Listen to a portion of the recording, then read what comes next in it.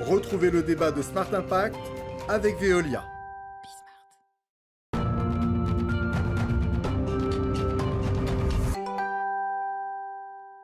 Le débat de Smart Impact consacré aujourd'hui au thème de la reforestation. Je vous présente mes invités. Juliette Chabot, bonjour. Bonjour. Bienvenue, vous êtes responsable France d'Ecosia, moteur de recherche que vous allez nous présenter dans un instant. Avec nous également en visioconférence Bruno Devresse, directeur d'exécutif d'APAF International, Association pour la promotion des arbres fertilitaires, de l'agroforesterie et de la foresterie.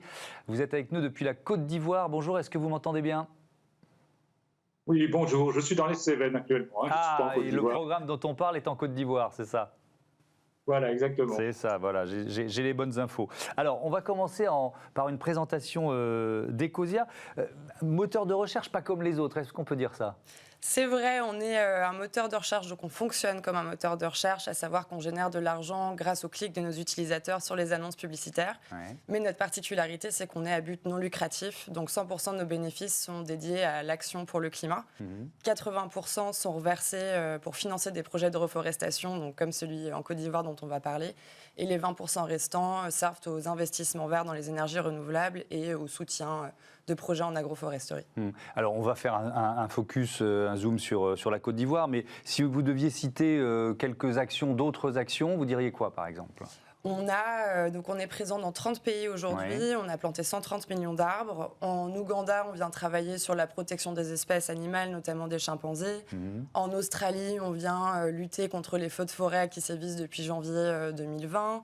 Au Brésil, c'est la déforestation. Au Sénégal, on lutte pour la sécurité alimentaire. Donc vraiment, dans chacun de nos projets, on a un focus vraiment spécifique. La Grande Muraille Verte, ça fait partie des actions ou des projets sur lesquels vous êtes investi ? Ça en fait partie, oui. On a proposé une aide au projet. Nous, ça fait 11 ans qu'on travaille dans des projets de reforestation, donc on a vraiment nourri une véritable expertise de terrain, à savoir comment on travaille avec les bonnes espèces. Il y a vraiment une problématique de planter le bon arbre au bon endroit, de comment est-ce qu'on travaille également main dans la main avec les communautés locales pour nous assurer d'avoir véritablement un impact positif dans la région. Ouais. Planter le bon arbre au bon endroit, c'est vraiment majeur, parce que quand on voit, moi je suis une bonne vigie avec cette émission, je vois le nombre d'entreprises qui ont des programmes de reforestation, voilà, parfois c'est un peu pour verdir le bilan RSE, bref, on se dit il faut savoir où et comment planter. On va donner la parole à Bruno Devresse pour déjà peut-être, Bruno Devresse, faire le constat de la situation en Côte d'Ivoire. Qu'est-ce qui provoque la déforestation, pour commencer ? Bon, mais en Côte d'Ivoire, c'est principalement les cultures de rente comme le café, le cacao, donc qui étaient jusqu'à présent cultivées en plein soleil. Donc voilà, et l'alternative, c'est quand même l'agriculture avec les arbres fertilitaires qui permettent de cultiver les mêmes parcelles de terre de génération en génération, donc sans faire de la culture itinérante. Voilà, donc ça préserve le front forestier, on va dire. Donc, pour pratiquer l'agroforesterie par les arbres fertilitaires, vous n'avez pas besoin d'abattre une forêt et de faire vos plantations de cacao, par exemple, ou de café dans une forêt qui vient d'être abattue, donc la technique d'abattis-brûlis. Donc, nous autres, nous pouvons faire du café et du cacao dans des terres dégradées grâce à l'introduction de ces arbres fertilitaires. Donc, après 2-3 ans, le sol est de nouveau fertile et vous pouvez cultiver sur ces terres qui étaient anciennement dégradées. Voilà. Et en termes de biodiversité, le fait de reboiser avec cette technique, qu'est-ce que ça a comme impact positif ? Mais disons que, par exemple, pour le cacao, justement, il y a beaucoup d'arbres qui peuvent fertiliser le cacao. Donc, il faut bien comprendre que c'est des arbres qui sont associés aux cultures, hein, donc ils sont dans les cultures, dans les champs. Et nous, on utilise une soixantaine d'essences différentes d'arbres. Alors, il y a des arbres qu'on utilise, qu'on met en place par pépinière. Donc, ce sont des plantations.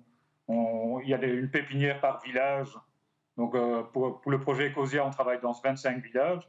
Donc, on installe des pépinières. Donc, il y a une partie des arbres qui sont issus de ces pépinières et d'autres sont issus de la régénération naturelle. C'est-à-dire qu'il y a des petits semis et des pousses naturellement en place dans ces champs et on les préserve. On apprend aux paysans, disons, à les identifier et à les préserver. Voilà, donc en tout, ça fait une soixantaine d'essences d'arbres différents qu'on utilise au niveau de la cacao-culture. Le partenariat avec Ecosia, qu'est-ce que ça représente pour vous?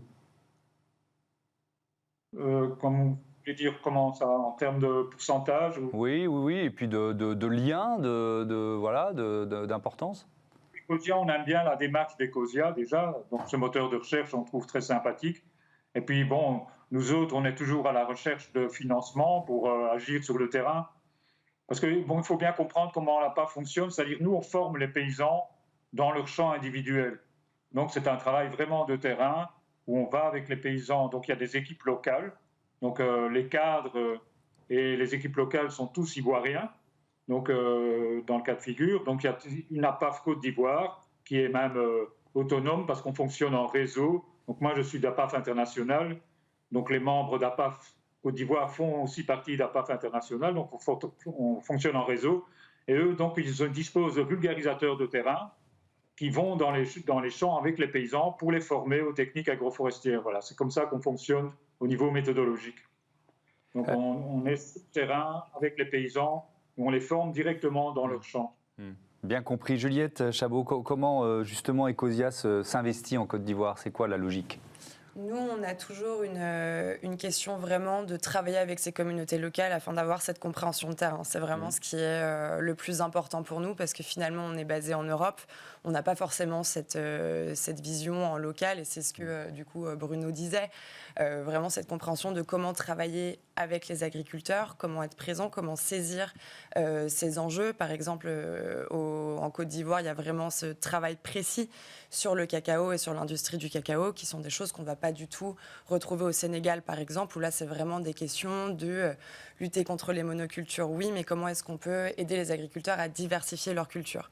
Donc, il y a vraiment à chaque fois un focus Mais est-ce que ça veut dire qu'il y a une équipe ou un représentant d'Ecosia qui va aller sur le terrain en Côte d'Ivoire, qui va choisir les bonnes personnes? Comment vous avez rencontré ou choisi la PAF, par exemple? Tout à fait. Donc, on a une équipe chez nous qui est vraiment responsable des plantations. C'est une équipe de 5 personnes qui s'occupe d'avoir au départ ce lien pour sélectionner les partenaires avec lesquels on va travailler. Il faut savoir que c'est souvent nous qu'on vient démarcher.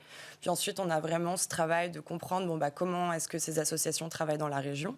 Est-ce qu'elles ont cette véritable connaissance des enjeux et des espèces endémiques? Est-ce que c'est des gens avec qui on est aligné sur les valeurs, avec qui on va pouvoir travailler? Et une fois qu'on est en lien avec eux, on a des visites de terrain qui sont assez régulières. Bon, là, malheureusement, depuis un an, lié aux conditions sanitaires, on n'a pas pu y retourner. On va commencer à pouvoir retourner sur les projets. Mais normalement, c'est des visites qui sont assez régulières. Et puis, en ce moment, on a du coup forcément des contacts en visio avec eux. Bruno Devres, c'est quoi vos sources de financement au-delà d'Ecosia? Pour l'instant, on a des bailleurs institutionnels, comme la coopération belge qui finance justement des projets au Sénégal et au Burkina Faso. Sinon, ce sont des bailleurs privés, donc certaines multinationales, voilà, que je ne citerai pas, voilà, avec qui on travaille. Et alors, il y a Ecosia, il y a Reforestation aussi, voilà, d'autres organismes comme ça.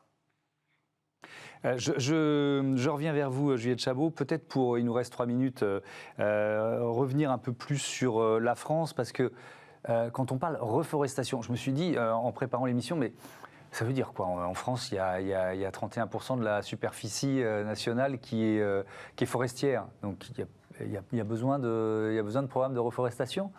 Alors, nous, ce qu'on vise en premier lieu, c'est ce qu'on appelle les zones critiques de biodiversité. Oui. On part du principe que c'est vraiment là qu'il y a urgence. Maintenant, c'est vrai qu'en France, on pense qu'on a besoin de s'investir davantage au niveau local. Ce qu'on faisait au début, c'était soutenir des transitions de ferme en permaculture. On en a soutenu notamment en Normandie, qui s'appelle la ferme des Gun Girls. Et puis là, c'est vrai que moi, j'ai vraiment la volonté de soutenir davantage de projets et d'agir dans le sud de la France, notamment suite aux incendies récents, et donc d'aider à reforester la région. Parce que ça, c'est l'un des axes d'action d'Ecosia, c'est d'intervenir après un incendie majeur, c'est ça? Malheureusement, c'était pas ce qui était décidé au départ, mais c'est vrai que maintenant, on voit que de par le dérèglement climatique, c'est des choses qui sont peut-être amenées à arriver de plus en plus souvent. Oui, on est entré dans l'ère des méga-feux. Malheureusement. On dit souvent ça, oui. Et du coup, voilà, nous, il y a vraiment un objectif chez Ecosia qui est de planter le maximum d'arbres possible, de reverdir la planète en ayant vraiment cette dimension d'impact positif. Après, selon les zones, l'impact va être différent. Mais en France, comme ce qu'on a vu en Australie, il y a vraiment cette notion de venir en aide suite aux incendies. Donc, ne pas planter n'importe où, n'importe comment, ça veut dire quoi, ça ? Ça veut dire qu'il y a pas mal d'acteurs sur le terrain qui disent qu'ils reforestent. Alors certes, ils plantent des arbres, mais en fait, il y a plusieurs choses. Quand on plante un arbre, il faut s'assurer de planter la bonne espèce pour une préservation de la biodiversité, parce que si on plante la mauvaise espèce, elle peut être invasive pour une autre, et puis on peut venir complètement détruire la balance de la biodiversité. Et puis, il y a une autre chose qui est, du coup, ce qu'on disait tout à l'heure, de bien s'inscrire auprès des communautés locales pour s'assurer que cet arbre ait cet impact positif pour les populations, puisque ce sont elles qui vont être aussi garantes de la survie de cet arbre dans les années futures. Est-ce que vous avez parfois l'impression que c'est un peu la course au record en matière de reforestation ? C'est-à-dire, il faut afficher un nombre d'arbres impressionnant, même des États jouent, pardon, je mets des guillemets, mais presque à ça. C'est vrai, et nous, c'est une question qui devient de plus en plus, pas compliquée, mais challengeante pour nous, puisque du coup, on a vraiment cette expertise. Et aujourd'hui, voyant de plus en plus d'acteurs venir balancer un peu des nombres d'arbres par-ci par-là. C'est vrai que nous, on doit se prouver qu'on a cette expertise et avoir ce message presque politique de dire de la réforestation, oui, mais l'idée, c'est de bien le faire. Et c'est pour ça que souvent, même, on parle plus de simplement venir reforester ou planter un arbre, mais même carrément de régénération des écosystèmes. Et en cela, l'action de la Côte d'Ivoire et de l'exemple qu'on a eu avec la PAF était passionnante. Merci beaucoup. Merci Bruno Devresse. Merci à vous. Merci à vous. Juliette Chabot. Et je vous propose de passer à la dernière séquence de ce Smart Impact. C'est une start-up à l'honneur, comme tous les jours.